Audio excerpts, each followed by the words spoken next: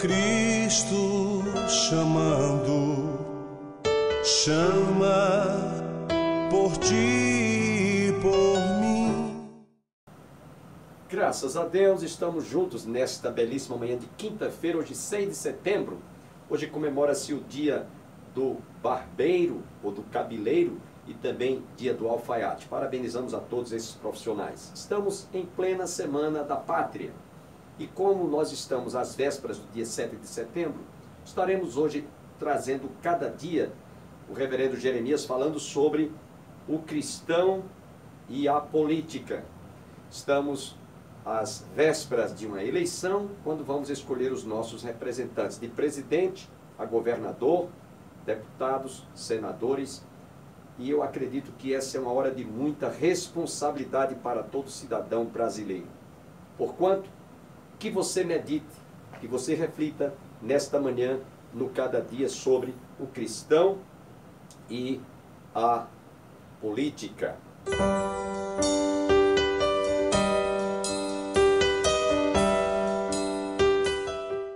Olá, olha que pergunta interessante que iremos iniciar o nosso programa. Há esperança para o nosso Brasil? Dizem que podemos mudar com o nosso voto o destino do nosso povo. Mas vai eleição, vem eleição e as denúncias de corrupção, desvio de verba, falcatruas, conchavos e até mesmo crimes sempre estão acontecendo. E alguns candidatos dizem acreditar em Deus, buscar a justiça do reino de Cristo, falam em ética e quando assumem o poder. Pessoas podem se envolver na política, crentes, homens, mulheres, cristãos genuínos, e não se corromper. Mas os cidadãos têm suas crenças pessoais. Eles se organizam em comunidades, em igrejas, pregam princípios de justiça e valores éticos. Como fica tudo isso diante da corrupção no governo? Igreja e política é o assunto do programa de hoje. Não fique de braços cruzados. Alguma coisa precisa ser feita. Se o Evangelho transforma o ser humano, é possível também transformar a sociedade onde ele vive. Este é o programa Cada Dia, começando agora. Fique conosco.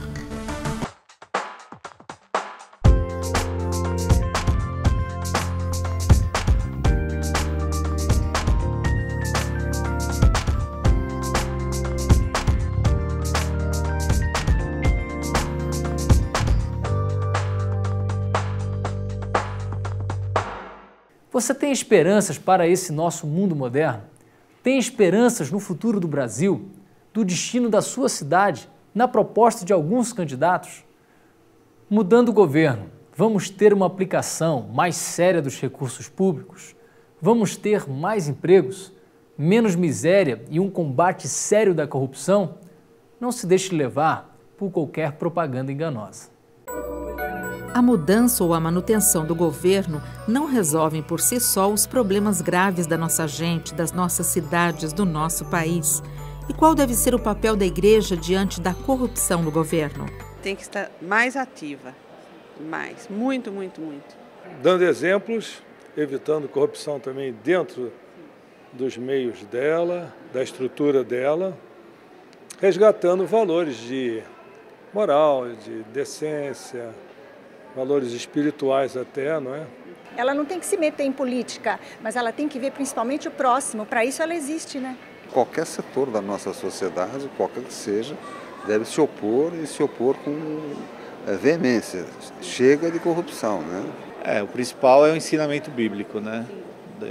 Ler a Bíblia, ler a palavra e ser consciente de que o caráter é formado através da palavra de Deus, né? Dentro da perspectiva cristã, não é o sistema ou a forma de governo que corrompe os governantes, ou fazem deles bons ou maus administradores. O pecado está enraizado no interior do ser humano. Esse pecado se manifesta na sede e busca do prazer, do poder e da propriedade. Portanto, haverá sempre no mundo inteiro a tendência de se criar miséria, injustiça e opressão. Diante deste quadro, o cristão não se torna um pessimista ou fatalista dizendo não há jeito, tudo está perdido. Ao contrário, o cristão é desafiado todos os dias a exercer sua influência na sociedade onde vive. Sua participação consciente e responsável é instrumento de mudanças. O cristão é desafiado a ser sal e luz do mundo. É desafiado a ter fome e sede de justiça. Jesus disse: Bem-aventurados os que têm fome e sede de justiça, pois serão satisfeitos. Ter fome e sede de justiça não é fazer justiça com as próprias mãos, mas confiar, esperar e viver os princípios de Deus todos os dias. Isso não significa ficar de braços cruzados. Sozinhos, não poderemos resolver os casos de injustiça, opressão e desigualdade que atingem tantas pessoas. Mas, ao agir corretamente, ao interferir e lutar para que a justiça seja feita em nossa casa, em nosso trabalho, em nosso bairro, tal esforço se somará ao de tantos outros que amam a Deus e buscam a justiça. Nós dependemos de decisões tanto de grupos sociais quanto de movimentos organizados e, acima de tudo, dependemos de decisões políticas. Tudo na nossa vida, o preço da energia que nós consumimos, o preço do feijão, o preço do transporte, o plano médico, a saúde, a educação, tudo passa por decisões políticas. Então, nesse sentido, é que a igreja deve capacitar, fortalecer, instruir o cristão a, da melhor maneira mais equilibrada possível, interferir nas decisões da sociedade. O que a igreja pode fazer, primeiramente, deve é pregar o Evangelho de Jesus Cristo. Agora, o Evangelho, ele é um agente de transformação social. Então, cuidar de pobres, cuidar de crianças, trabalhar para combater a violência, projetos de ação social, como muitos que existem, também é tarefa da igreja. Se a justiça de Deus já alcançou em Cristo Jesus nossas vidas, é hora de mostrar com nossa conduta a justiça que Deus requer do governo, das instituições e das pessoas. O cristão e a política. Continuaremos com esse tema depois de um pequeno intervalo. Não saia daí.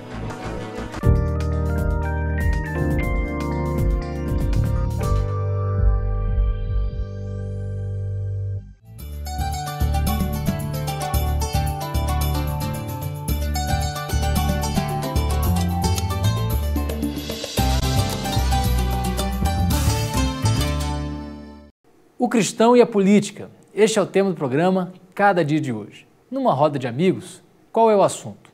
Esporte, religião, política? Não queremos admitir, mas esses são temas que estão em nosso dia a dia. E não podemos fugir do tema da política, já que vivemos num país onde a corrupção tem tomado conta do cenário brasileiro.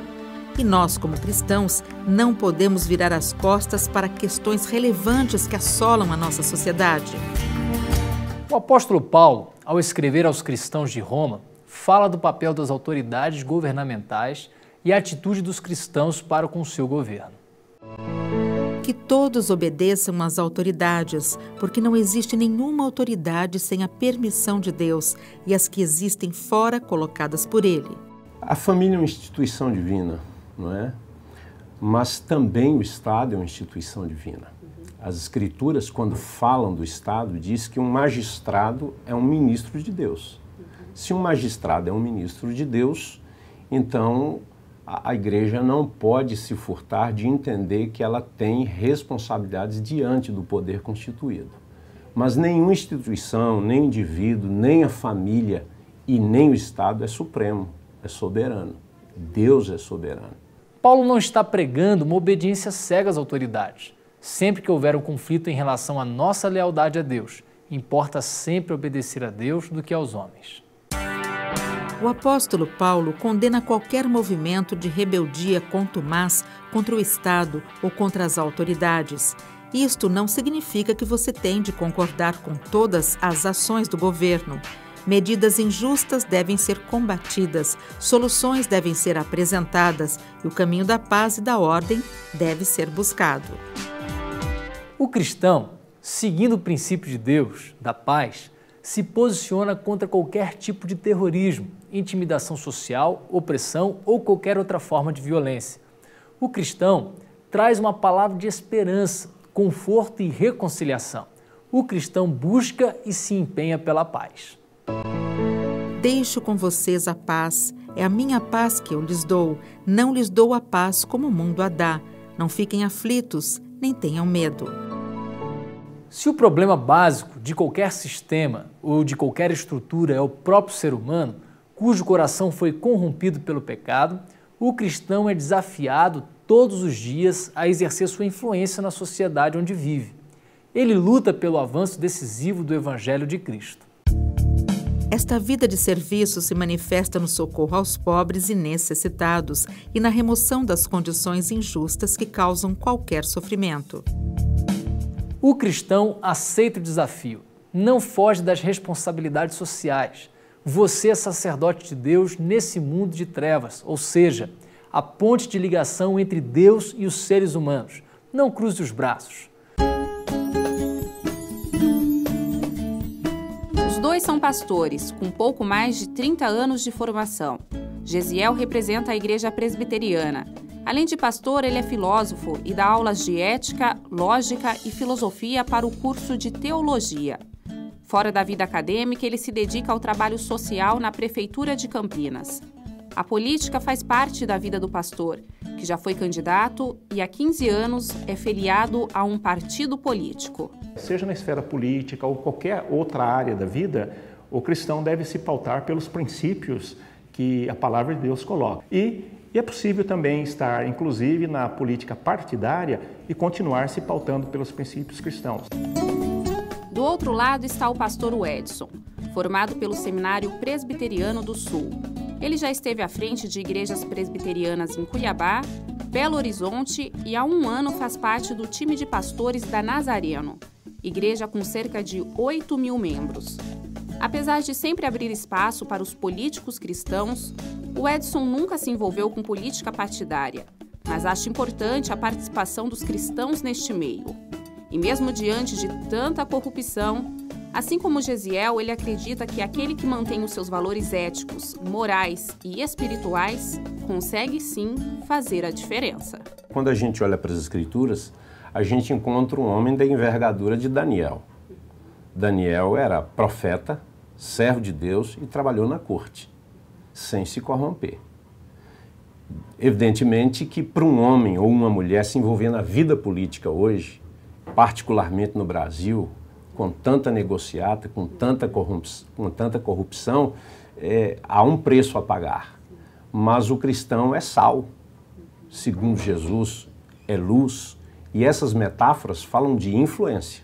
Então nós precisamos da influência dos cristãos em todos os segmentos da sociedade, isso inclui a política. Quando o político partidário se pauta por princípios cristãos, pode ocorrer situações em que ele se sinta isolado, mas eu penso que é esse que é o papel, não está necessariamente com a maioria. E existe um preço a pagar, né? O próprio Evangelho já nos coloca esse preço que deve ser pago em qualquer área da vida, inclusive na área da política partidária. Sabemos que o Brasil vive uma situação precária e vergonhosa na política. Mas a palavra de Deus diz que não devemos perder a esperança. O Edson e Gesiel falam da importância de cada um lutar pelos seus direitos e cumprir com seus deveres. Interessar-se por política, votar com consciência. O cristão, ele deve entender que a ação dele ou a sua omissão contribui para o interesse de alguém. Acho que é importante nós delimitarmos isso, né? Sempre alguém estará interessado e sempre alguém sairá lucrando, né?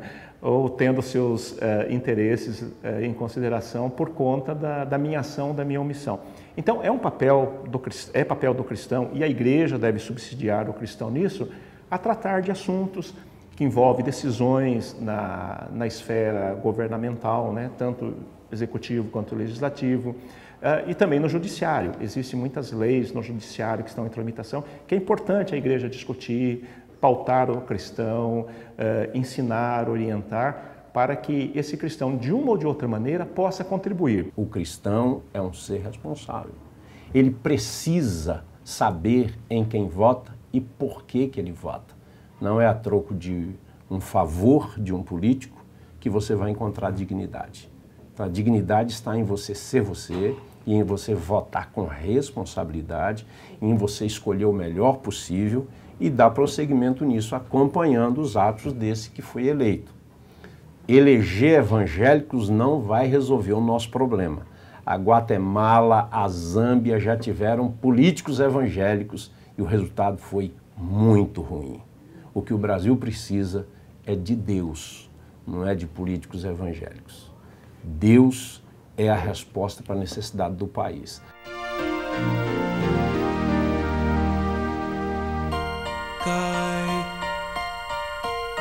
Cai a chuva sobre o mal e o bom.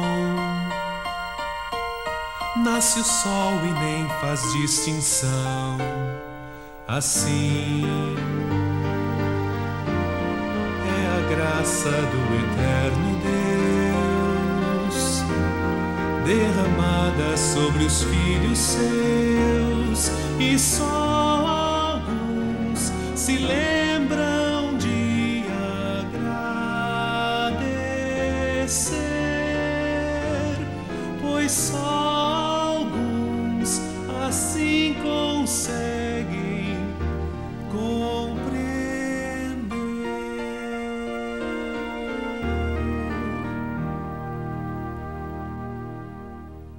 O cristão e a política.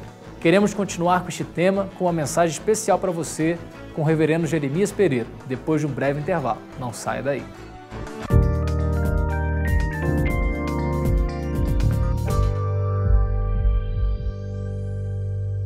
Comece bem o seu dia lendo Cada Dia. Para receber de graça em sua casa o exemplar desse mês, ligue para 19 3741 3000 no horário comercial ou envie um e-mail para cadadia@lpc.org.br.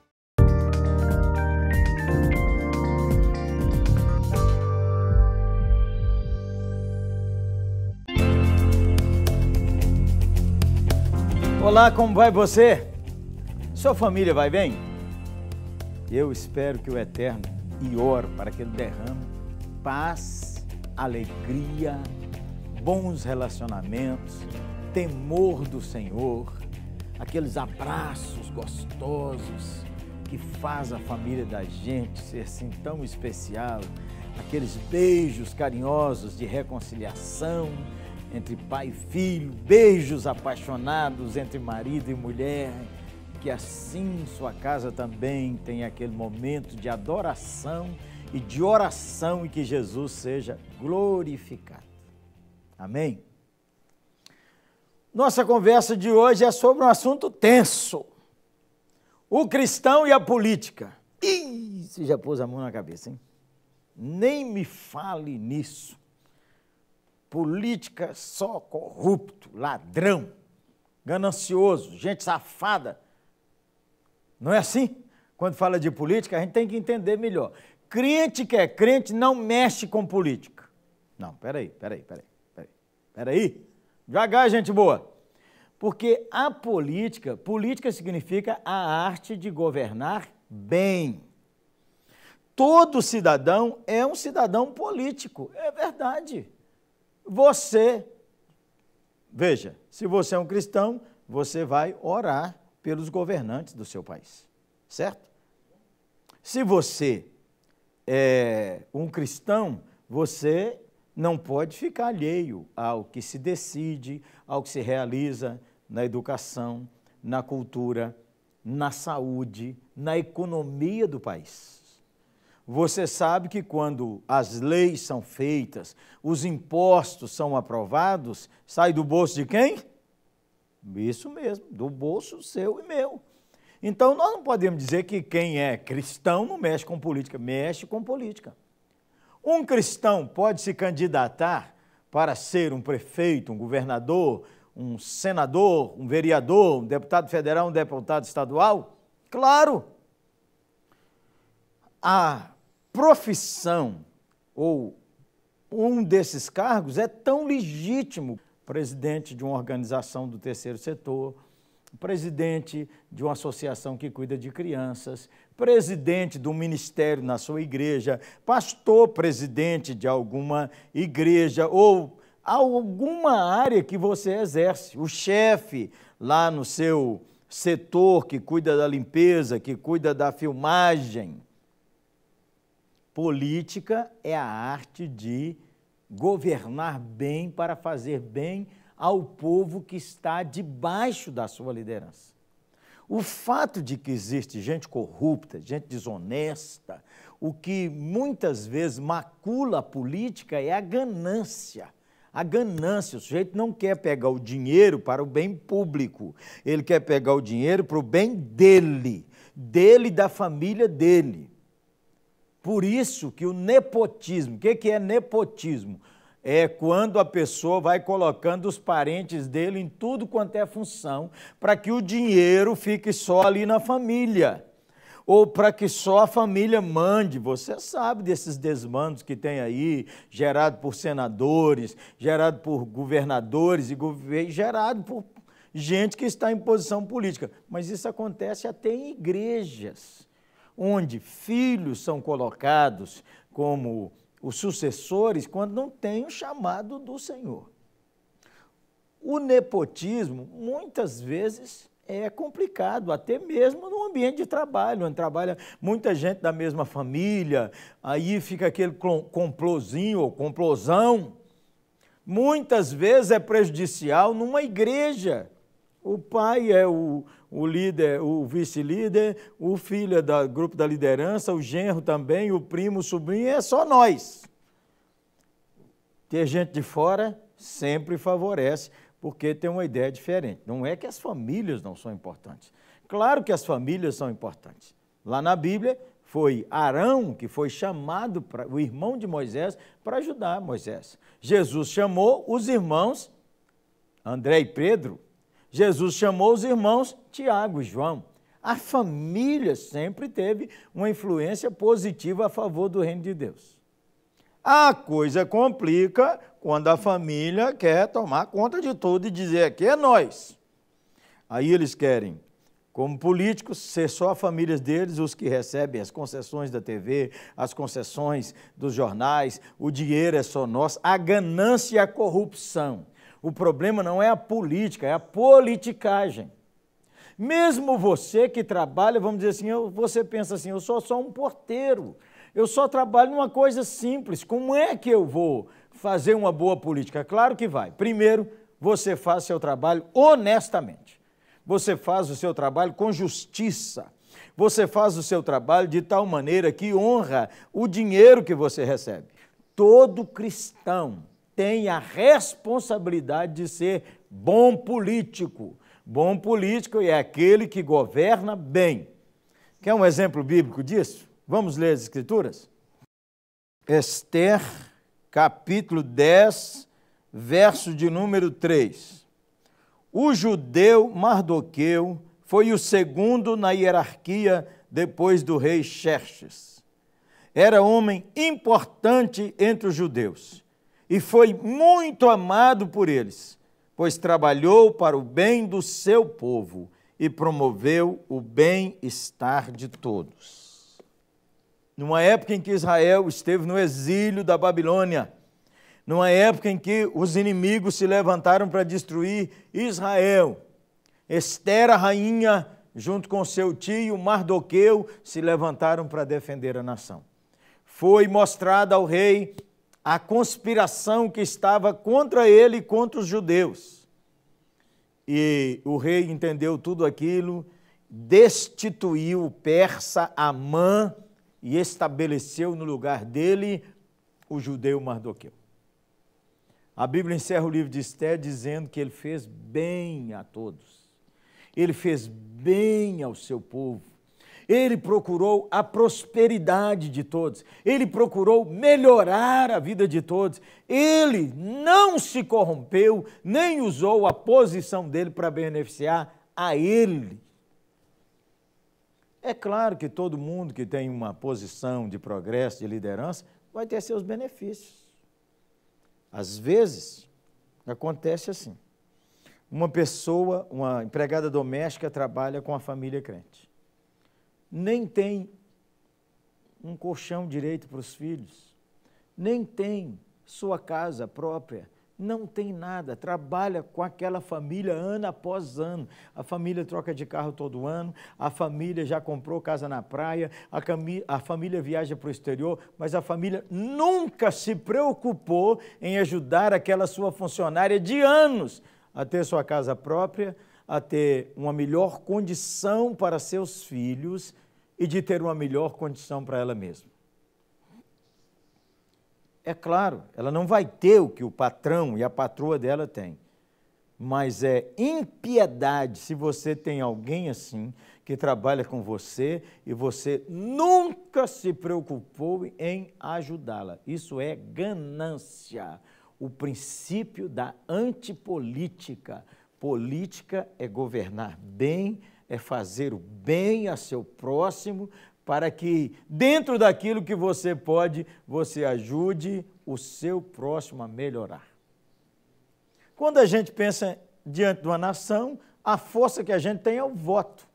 Então você devia votar conscientemente. Eu, regra geral, sou contra anular o voto. Escolha alguém e vote. Agora com a internet, com os meios de comunicação, você pode cobrar, você pode fazer abaixo-assinado, você pode fazer campanhas no Facebook, você pode exigir posições honestas dos políticos. O cristão se envolve em política, não esqueça disso. Não com politicagem, muito menos politicagem da igreja para manobrar, para prejudicar o trabalho pastoral ou para prejudicar a igreja com nepotismos ou mandanças que só querem beneficiar esse ou aquele grupo, essa ou aquela pessoa, ou esse ou aquele pastor, apóstolo, bispo, patriarca, seja o nome que for que se dê por aí. Vamos pegar o exemplo do Mardoqueu? Diz que ele foi muito amado porque ele fez bem ao seu povo e procurou a prosperidade de todo mundo.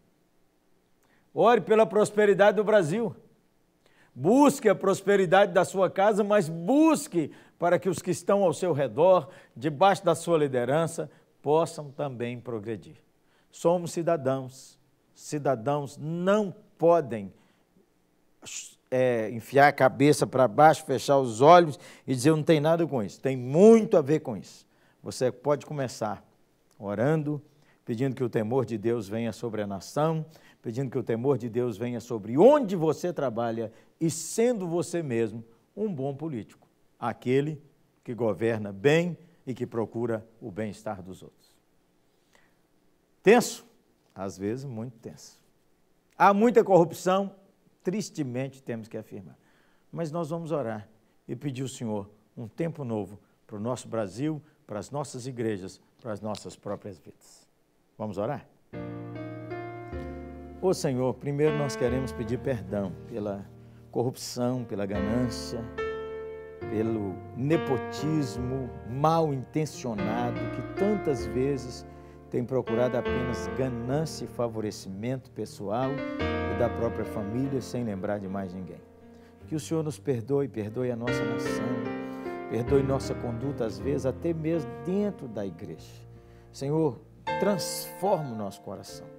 Nos ajude a sermos bons políticos, gente que governa bem e gente que procura o bem-estar do seu povo. E assim nós pedimos um arrependimento sobre os líderes da nossa nação, da nossa cidade, do nosso estado e das nossas igrejas também.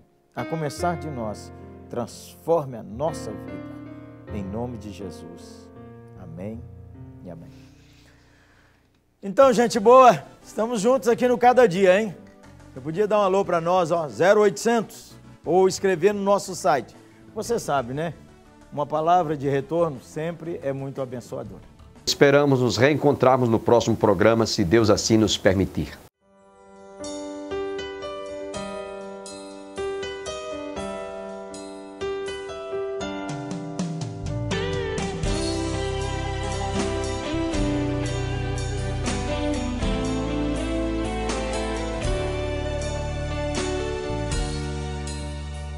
Manso e suave é Cristo chamando, chama por ti.